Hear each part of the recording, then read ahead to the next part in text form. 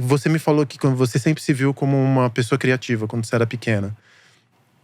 Onde que você extravasava a tua criatividade? Eu imagino que ser uma criança, é, quando você nasceu num corpo de homem, e você tendo aqueles conflitos, que esse corpo não me pertence, não é esse o meu gênero e tudo mais. Essas tensões te fizeram… você deve ter tido, enfim, como todas as pessoas que eu imagino que passaram por essa transição, uma infância dura, de inadequação nos lugares onde estava inserida, da expectativa de você pertencer àquele gênero que é o biológico, mas não é o teu gênero de alma. Como que essas tensões de infância, elas confluíram para você dar vazão à tua criatividade? Você desenhava bem? O que você fazia quando você era pequena? Então, eu sempre fui uma pessoa de muitos privilégios, assim. Eu devo assumir que eu sou uma pessoa de grandes privilégios. E a minha infância foi uma infância maravilhosa, na verdade. Que bom saber disso. Que bom saber Eu era disso. tipo a dona do rolê, a pessoa que fazia as melhores festas. E tipo, eu tinha um grupo muito bacana de amigos. E eu acho que foi essa a história, sabe? Tipo, talvez o clique da minha história foi sempre me cercar de pessoas muito incríveis. Mas eu não posso dizer que isso é mérito meu, na verdade, que pode ter sido um grande privilégio. Pessoas às vezes não têm esse privilégio de ter pessoas incríveis perto. E eu, desde criança, sempre tive amigos muito incríveis. Escolhi arquitetura e depois criei, sabe, um ciclo muito incrível de amizades. E eu sempre transitei nesses espaços muito acolhedores, que sempre me receberam muito bem. Então, que eu sei que não é a realidade de uma mulher trans no Brasil hoje. Mas assim, eu devo dizer que a minha infância foi complicada, no sentido de ter certas dúvidas, né? Eu tinha uma certa questão com essa questão da transição mesmo. Eu via as pessoas, né, talvez performando um gênero e eu querendo performar outro e talvez não entendendo bem.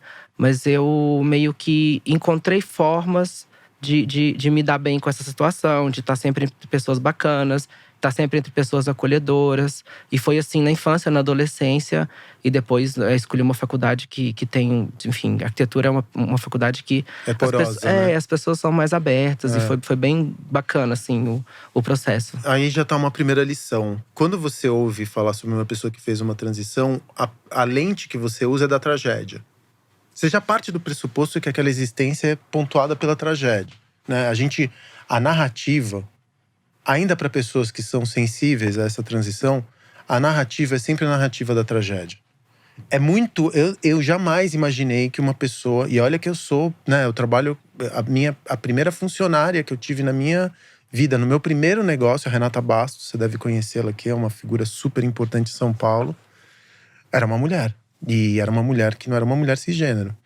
E foi a primeira pessoa, assim, que eu tinha 20 e poucos anos, 28 anos. Foi no meu primeiro negócio, minha primeira funcionária como empreendedora era uma mulher trans. E eu continuo trabalhando com mulheres trans e homens trans até hoje. Acho super importante e vem naquela questão da diversidade que a Raquel estava falando, de que é bom para os meus negócios. Não é nem porque são pessoas com as quais eu me dou melhor no campo pessoal. Porque também tem pessoas que não dá para você colocar… O que eu tô querendo dizer com tudo isso é que você não consegue colocar a história de uma pessoa trans sobre necessariamente uma lente da tragédia. Você tá me contando que você teve uma infância feliz, uma adolescência feliz. Sim. O que normalmente não se associa. O processo é muito complicado, na verdade. A transição em si. O processo é complicado, na verdade. E até você se entender, na verdade, nesse gênero, esse processo ele é muito complicado. Então, quanto tempo demorou pra você? Bacana foi a minha infância e a minha história. Quando eu fui pra faculdade, eu comecei com essa dúvida, sabe? Eu acho que talvez a maior dor que existe numa pessoa trans é você não se reconhecer no espelho. Quando você olha naquele espelho, você não se reconhece, né? Então, a pessoa que você quer flertar, o olhar dela passa por você. Então, você acaba se tornando uma pessoa invisível para todo mundo, né? Então, esse processo de transição, quando a pessoa começa a ser vista, enxergada, né? Ela é uma coisa maravilhosa. Então, talvez a infância e a adolescência tenham sido fácil, mas com certeza, enfim, é um processo complicado para todo mundo. E você falou que a arquitetura não foi muito generosa contigo. Por quê? Então, eu na faculdade mesmo, eu tive alguns problemas enfim, de propor algumas coisas, né? Tipo, algumas coisas que eu propus não foram aceitas. E eu acho que talvez, no meu recorte hoje, eu entendo que talvez pode ter sido alguma leitura… Porque eu tava propondo alguma coisa, talvez diferente do que as pessoas estavam tão acostumadas, né? E depois que eu me formei, Eu tentei fazer uma experiência na arquitetura, eu vim para São Paulo, tentei, né, tipo, performar como arquiteta e trabalhar com arquitetura. Mas a arquitetura é um mercado muito complicado para mulher cis e para trans piorou ainda, né? Tipo, muito pior. Mas eu não tive grandes aberturas. E o design, comecei a trabalhar com design de uma forma muito despretensiosa, na verdade.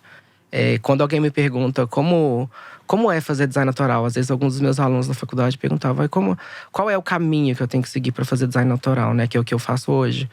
Então, eu acredito que o caminho do design autoral é quase como ser uma cantora de bar, assim, sabe?